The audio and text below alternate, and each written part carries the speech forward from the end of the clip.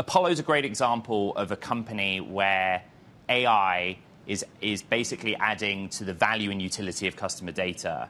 But you point out their track record is why you were interested to do this round, and indeed at a higher valuation. Yes, absolutely. So, we were really struck by the fact that Apollo is growing so quickly and so efficiently at scale, more so than the vast majority of companies in the market today. And it was a very unusual combination of characteristics that got us very excited about the company. Tim, you have more than 500,000 companies, millions of users. Why do you need $100 million? Yeah, we feel like it's the perfect time for us to raise money right now. We've grown our revenue over 9x in the last couple of years. We're going after a giant market. Although we're still really efficient, we just feel like now is the perfect time to pour fuel onto the fire. Okay, let's talk about that fuel. You said you're going to be investing in product, Tim. You're going to be investing in R&D, but also talent. Just how expensive has that talent become, and where do you add to it, Tim?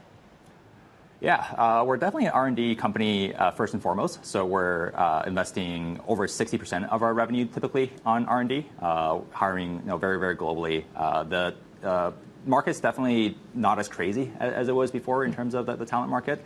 But hiring a lot of engineers, designers, product PMs across the world, especially within AI.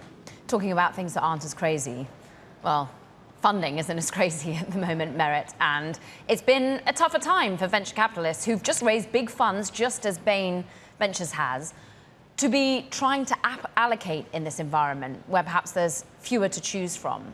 What sort of growth do you want to see from companies? Is it all about annual recurring revenues? Is it about being able to retrench on spending and ensure they're focused on the bottom line? Is there a rule of thumb here?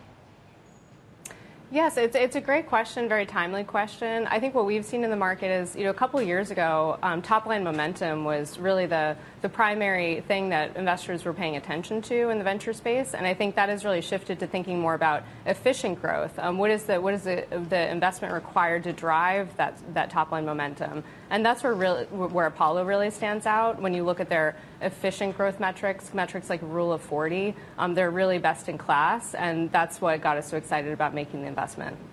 Tim, what I find interesting about your company is you're based here in San Francisco, but you are remote first. It's a topic we've discussed on the show quite a lot recently. Just explain your thesis of why that's the best way to work. Yeah, definitely. I mean, there's so much talent all around the world, and we definitely just want the best access to talent, regardless of where they're located. Especially, there's definitely a exodus of talent from SF as well. It's still the Bay Area is still the center of tech, but now great talent is everywhere in the world. So really.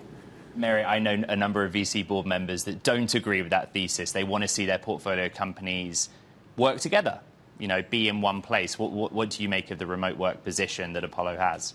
Yeah, I think our view is there's not one size fits all answer to that. I think for every company it's different, and for some companies a distributed workforce can work really well depending on the nature of what they do, and for others it's really important to be centrally located in one place.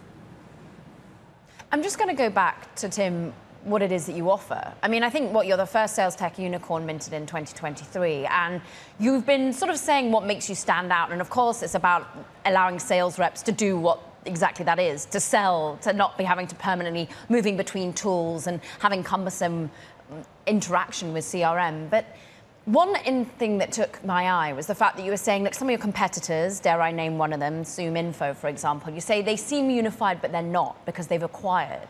Does that therefore mean you won't be using funds to ever acquire other companies? Never say never, but we're really focused on building the absolute best user experience for the end user. From day one, our goal is to build a unified end-to-end solution from the bottoms up that is the simplest to use and most accessible to get started and the most delightful user experience. We've now built the most #1 rated product for sales. It's the most loved product, and a lot of that has been the way that we've architected the product from day one. Merritt, on this program, we make the distinction between AI native and sort of AI adjacent companies, those set to most benefit from this next generation of artificial intelligence technology. Does your investment thesis fit that split as well? Absolutely, although I would frame it differently. I would call it AI enabled. So Apollo is absolutely an AI company, but it had an established distribution and product that wasn't AI native from the start, but has unique right to embed AI into the product over time.